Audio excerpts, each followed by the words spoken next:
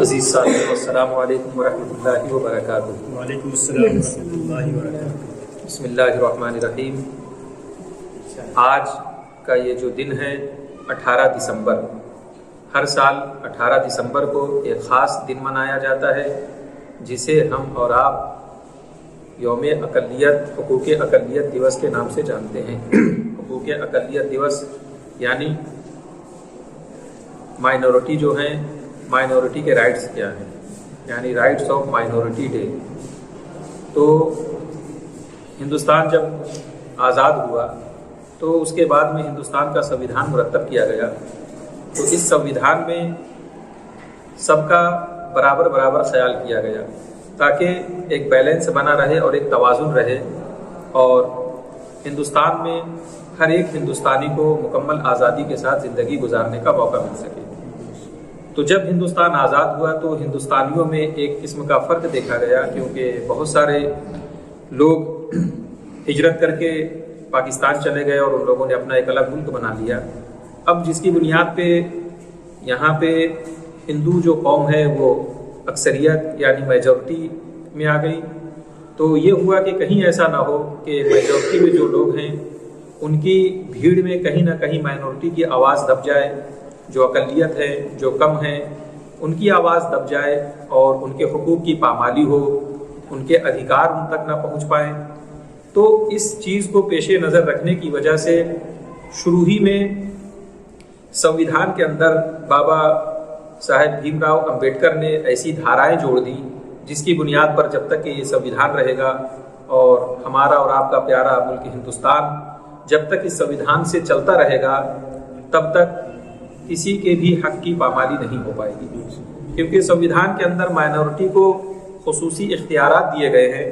Minority کو یہ اختیار دیا گیا ہے کہ مائنورٹی اپنے فیتھ کو، اپنے ریلیجس کو، اپنی آواز کو، اپنے کلچر کو، اپنے لینگویج کو اور اپنی ثقافت کو، اپنے تہذیب و تمدن کو، اپنی تعلیم کو مکمل کریں اور اسے کمال تک پہنچائیں، ترقی کریں، آگے بڑھے، اور جو میجورٹی ہے میجورٹی کے ساتھ قدم سے قدم ملا کر، کندھے سے کندھا ملا کر کے چلیں۔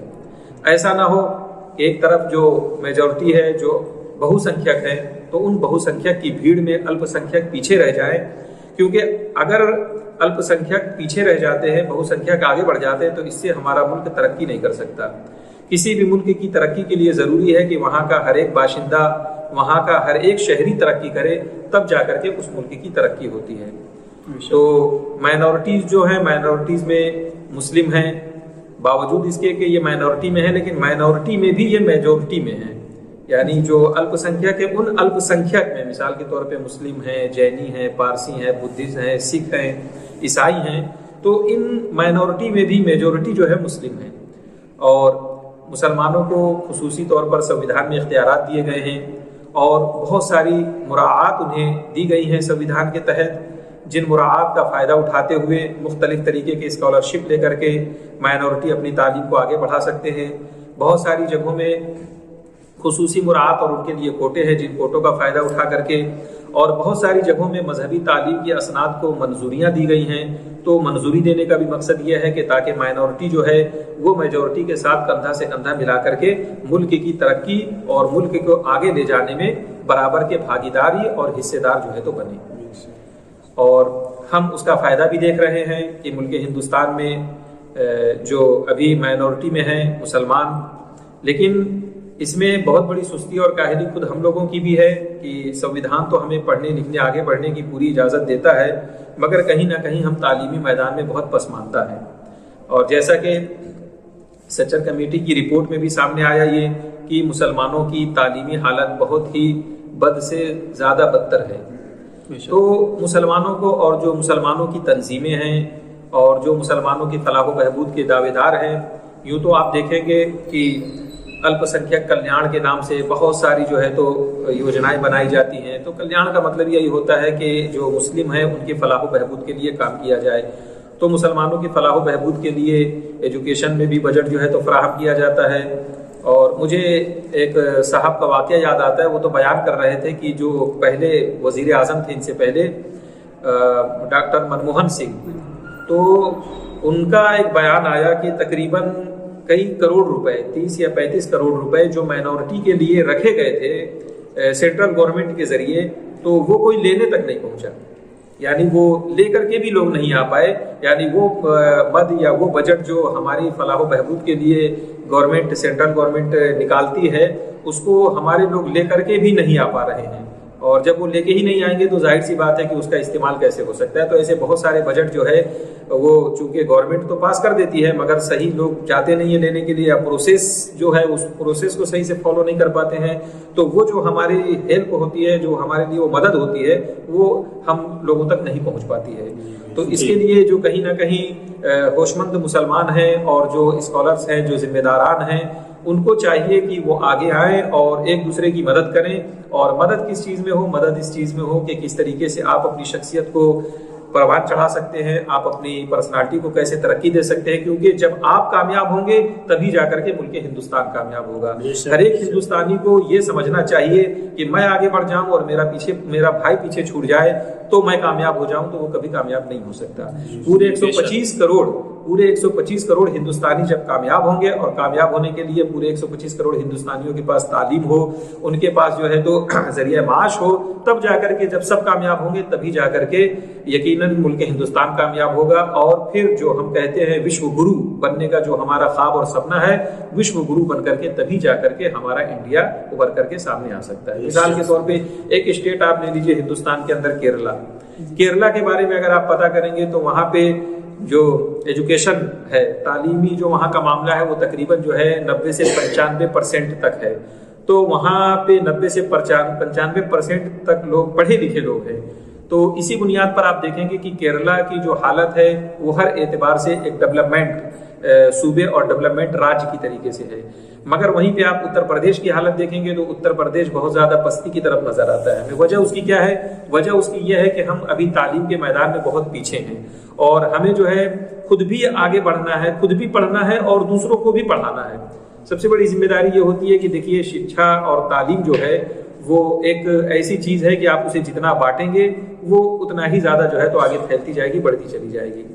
तो हमें और आपको चाहिए कि जो हुकूक है अकलियत के, और जो रिलीजियस हुकूक है, आप अपने मजहब की तबलीग कर सकते हैं, आपको कोई किसी किस्म की कोई मुमानत नहीं है, आप हर जगह अप्लाई कर सकते हैं, आप हर तरीके के आला से आला तालीम हासिल कर सकते हैं, यूनिवर्सिटीज़ में आप एडमिशन ले सकते हैं, और मेहनत करके अच्छा, और बढ़ने वाले बढ़ भी रहे हैं। क्योंकि एक ये भी है तस्वीर उसकी, आप देखते होंगे कि हिंदुस्तान का जो सबसे बड़ा मुकाबला होता है, यूपीएससी का मुकाबला जो होता है, 1 नंबर का मुकाबला, उसमें भी बहुत सारे मुसलमान अब जो है तो बढ़ चढ़ करके आगे आ रहे हैं। तो वो मेहनत कर रहे हैं।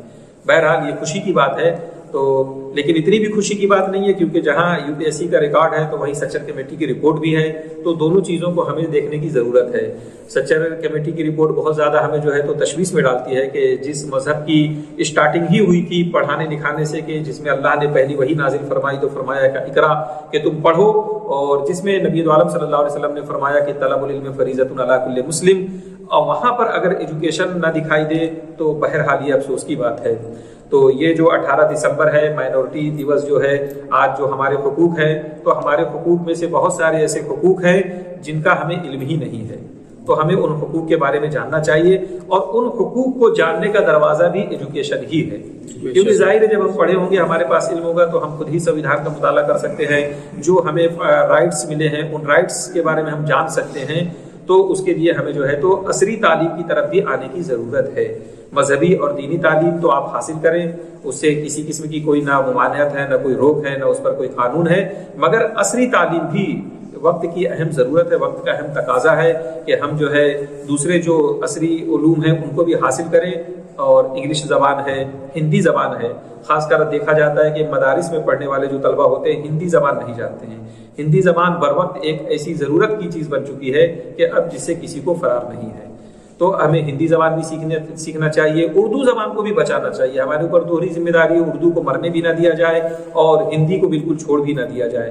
तो उर्दू ज़बान की भी हिफाजत होनी चाहिए, हिंदी ज़बान की भी नॉलेज और जानकारी होनी चाहिए, इंग्लिश ज़बान की भी होनी चाहिए। और बस मैं मुख्तसर यही कहना चाहूँगा कि जो जिम्मेदारान हैं अकलियतों के, यानी मुसलमानों के या दिगर अकलियतों के जो जिम्मेदारान हैं, ये उनकी जिम्मेदारी बनती है कि वो सिर्फ 18 दिसंबर ही को नहीं बल्कि पूरे साल में गाहे बगाहे इसी तरीके से जो है ویبنار کے ذریعے یا جو ہے تو آن لائن فارم کے ذریعے سے روشناس کرائیں اور لوگوں کو بتائیں کہ ان کے کیا حقوق ہیں۔ امید کرتا ہوں کہ جو ہماری قوم کے ذمہ داران حضرات ہیں وہ اپنی ذمہ داری کو محسوس کریں گے۔ اللہ کی بارگاہ میں دعا ہے کہ مولا تعالیٰ اپنے حبیب کے صدقے سے ہم تمام کو مل جل کر کے ہندوستان کو آگے لے جانے کی توفیق عطا فرمائے۔ وما علینا الا البلاغ۔ السلام علیکم ورحمۃ اللہ وبرکاتہ۔